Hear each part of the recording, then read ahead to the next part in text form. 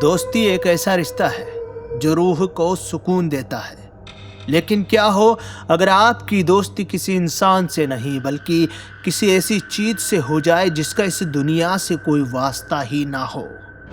क्या हो अगर आप जिसके साथ हंसते खेलते 6 महीने गुजार दें वो हकीकत में कभी था ही नहीं।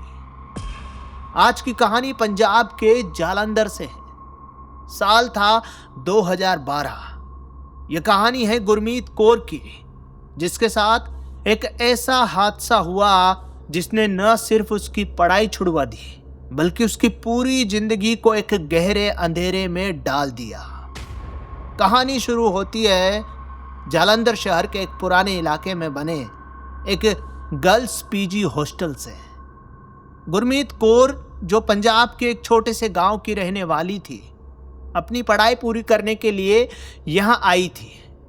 गुरमीत एक बेहद सुलझी हुई और पढ़ाई में होशियार लड़की थी। उसे हॉस्टल के 2nd फ्लोर पर एक रूम मिला था। 2nd फ्लोर पर शांति कुछ ज्यादा ही रहती थी। गुरमीत के कमरे के ठीक बगल वाला कमरा खाली पड़ा था। उस पर एक बड़ा सा ताला लगा रहता था।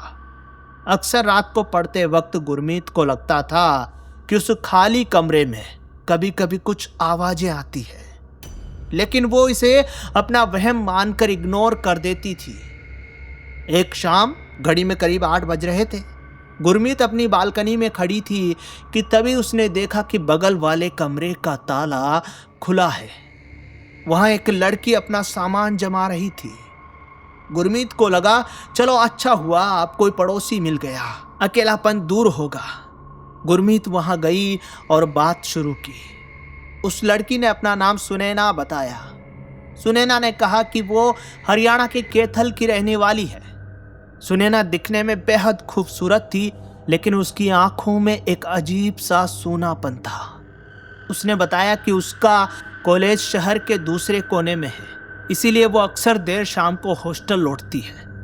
धीरे धीरे गुरमीत और सुनैना की दोस्ती गहरी होने लगी। लेकिन अजीब बात यह थी कि सुनैना कभी दिन में नहीं मिलती थी। उनकी मुलाकात सिर्फ सूरज ढलने के बाद होती थी। रात के डिनर के बाद दोनों सहेलियां कभी बालकनी में खड़ी होकर घंटों बातें करती तो कभी छत पर टहलती। 6 महीने बीत गए। गुरमीत को सुनैना की इतनी आदत हो गई थी कि वो अपनी हर छोटी बड़ी बात उससे शेयर करती। सुनैना अक्सर गुरमीत को अपने घर कैथल की बातें बताती, लेकिन उसने कभी गुरमीत को अपने कमरे के अंदर नहीं बुलाया था। जब भी गुरमीत जाने की कोशिश करती, सुनैना कोई न कोई बहाना बना देती और बाहर की बातें करती। फिर एक दिन सब कुछ बदल गया। उस शाम गुरमीत इंतजार करती रही, लेकिन सुनैना नहीं आई।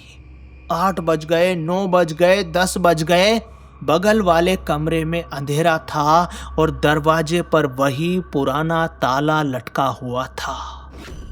गुरमीत ने सोचा शायद वो घर गई होगी। उसने सुनैना का नंबर ट्राई किया जो सुनैना ने उसे दिया था। The number you are dialling does not exist. आपके द्वारा डायल किया गया नंबर अस्तित्व में नहीं है। स्विच ऑफ नहीं बल्कि अमान्य नंबर। गुरमीत पूरी रात बेचैन रही। अगली सुबह गुरमीत अपनी बेचैनी लेकर सीधे ग्राउंड फ्लोर पर वार्डन के पास गई। उसने लेडी वार्डन से पूछा, मैम वो ऊपर रूम नंबर 204 में जो लड़की रहती थी सुनैना, वो कल रात से नहीं आई है, क्या वो घर गई है? वार्डन अपनी कुर्सी पर बैठी फाइल देख रही थी। उसने चश्मा नीचे करके गुरमीत को घूरा और पूछा, कौन सुनैना और कौन सा रूम नंबर 204? गुरमीत ने कहा, वही मेरे बगल वाला रूम, उसमें पिछले 6 महीने से सुनैना रह रही है, हरियाणा से है वो। वार्डन के चेहरे का रंग उड़ गया। वो अपनी कुर्सी से खड़ी हो गई। उसने गुरमीत के कंधे पर हाथ रखा और जो कहा उसने गुरमीत के पैरों तले जमीन खिसका दी। वार्डन ने कहा, गुरमीत तुम होश में तो हो ना?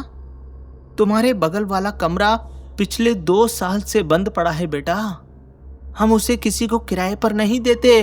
वो एक स्टोर रूम है जिसमें पुराना टूटा फूटा फर्नीचर भरा पड़ा है।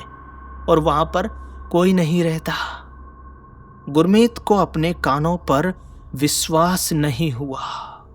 वो चिल्लाई, आप झूठ बोल रही हैं, मैं रोज उससे मिलती हूँ, हम साथ में छत पर टहलते हैं, वो केतल की है, मुझे सब पता है। गुरमीत की हालत देखकर वार्डन ने चाबियों का गुच्छा उठाया और कहा, चलो मेरे साथ। दोनों सीढ़ियां चढ़कर सेकंड फ्लोर पर पहुंचे। गुरमीत का दिल जोर जोर से धड़क रहा था। वार्डन ने उस जंग लगे ताले में चाबी लगाई। खट खर्र की आवाज के साथ दरवाजा खुला और जैसे ही दरवाजा खुला, गुरमीत की आंखों के सामने अंधेरा छा गया। कमरे के अंदर धूल की मोटी परत जमी हुई थी। मकड़ी के जाले हर कोने में लटके थे। वहां कोई बिस्तर नहीं था, सिर्फ टूटी हुई कुर्सियां और कबाड़ पड़ा था। उस कमरे की हवा में इतनी बदबू थी जैसे वहां सालों से कोई आया ही ना हो। वहां इंसान के रहने का कोई नामो निशान नहीं था। गुरमीत वहीं फर्श पर गिर पड़ी। उसका दिमाग ये मानने को तैयार ही नहीं था कि जिस लड़की के साथ उसने 6 महीने बिताए वो सिर्फ एक छलावा थी। अगर वो इंसान नहीं थी तो वो कौन थी? इस घटना के बाद गुरमीत पूरी तरह बदल गई। वो खामोश रहने लगी, लेकिन असली डरावना खेल अब शुरू होने वाला था। गुरमीत को रातों में अब नींद नहीं आती थी। उसे लगता था कि बंद कमरे के अंदर से कोई उसे बुला रहा है। गुरमीत, ओ गुरमीत, आना बाहर, बातें करते हैं। वही आवाज, सुनैना की आवाज। धीरे धीरे गुरमीत का मानसिक संतुलन बिगड़ने लगा। वो रात को उठकर उस बंद दरवाजे से बातें करने लगी। हॉस्टल की दूसरी लड़कियों ने शिकायत की कि गुरमीत रात भर हवा में बातें करती है, हंसती है और कभी कभी जोर जोर से रोने लगती है। उसका चेहरा पीला पड़ गया, आंखों के नीचे गहरे काले गड्ढे हो गए। और एक रात वार्डन ने देखा कि गुरमीत छत की मुंडेर पर खड़ी है और हवा में हाथ हिला रही है, जैसे कोई उसके बगल में खड़ा हो। डर के मारे वार्डन ने तुरंत गुरमीत के घर वालों को फोन किया। अगले दिन सुबह गुरमीत की मां और उसका भाई उसे लेने हॉस्टल पहुंचे।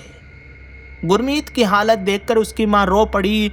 वो किसी को पहचान नहीं रही थी, बस उस बंद कमरे की तरफ उंगली दिखाकर मुस्कुरा रही थी। उसका भाई और मां उसे जबरदस्ती गाड़ी में बिठाने लगे। गुरमीत जाना नहीं चाहती थी। वो चिल्ला रही थी, सुनैना अकेली रह जाएगी, मुझे मत ले जाओ, वो नाराज हो जाएगी।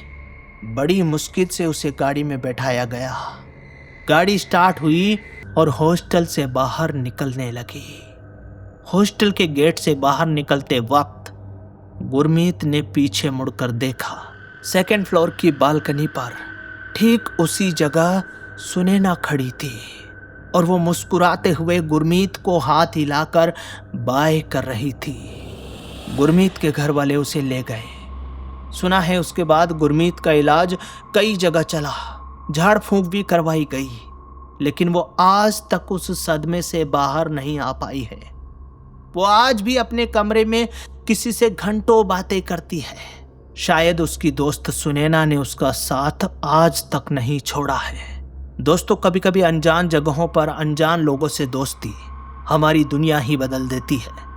अगर आपको ये कहानी पसंद आई हो तो वीडियो को लाइक करें और टोटल हिंदी हॉरर को सब्सक्राइब करना ना भूलें। मिलते हैं अगली खौफनाक दास्तान के साथ।